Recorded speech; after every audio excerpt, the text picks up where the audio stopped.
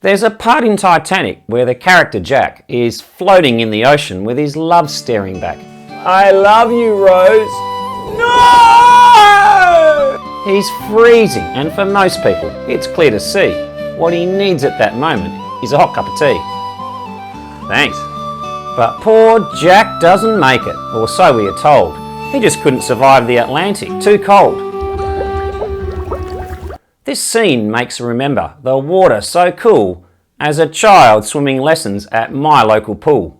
Just like in Titanic, in an ocean so vast, I'm certain I remember icebergs floating past. Not diminishing what these fine swim lessons taught you, but for a skinny young kid like me, it was torture. The instructor would shout out, "Hurry up, kids, jump in!" I'd refuse in defiance, just shaking my chin. Like a band-aid being ripped off, kids did as requested, except for one boy who stood and protested. There was no solar heating like most pools today. Your face would freeze fast and then stay there that way. With tiny swimming shorts and legs white and thin, I'd stand like a statue with goose-pimply skin. With other kids now swimming, showing off freestyle stroke, I'd be taking my time. I was one stubborn bloke. With a stretch fluoro vest, tree trunk legs and grey hair, the instructor would give me a menacing glare. To make matters worse, not doing what they order, to stay warm, some kids would just pee in the water. Ew. You knew when they did it, they'd say it out loud. Hey, look over here at this huge yellow cloud.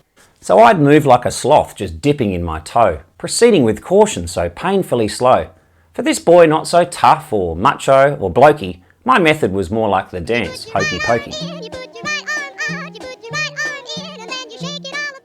Inching down the still ladder, water lapping at my knees. My teeth would be chattering, snot starting to freeze. Did I have the courage? I was starting to wonder. Could I lower myself down to get myself under? Well, next came the worst part. You might say the pits. When the water eventually reaches your bits. Like with jaws fast approaching, I'd scream out, then wiggle. The other kids still swimming would look up and giggle. At last, shoulders under, I was ready to swim. Then came 3 loud whistles. It was time to come in. Feeling relieved that the lesson was done, I'd lay on warm concrete to soak up some sun. It was then I would dream of the taste on my lips, as Mum would arrive soon with some hot salty chips. You know, Mum, I'd say, this swimming stuff's a breeze. I'll come back tomorrow for more chips if you please. Each day for 2 weeks as the water would splatter, I was stuck on the side and my belly got fatter. Though chippies taste great, it is useful to note, they certainly don't help when you're learning to float. As an adult years later, some words if I may, as I've finally realised there's a much better way. Just dive in, don't eat chips, and listen as I warn. Don't end up like me on a pink unicorn. I'll never forget you, Rose. Stay with me, Jack!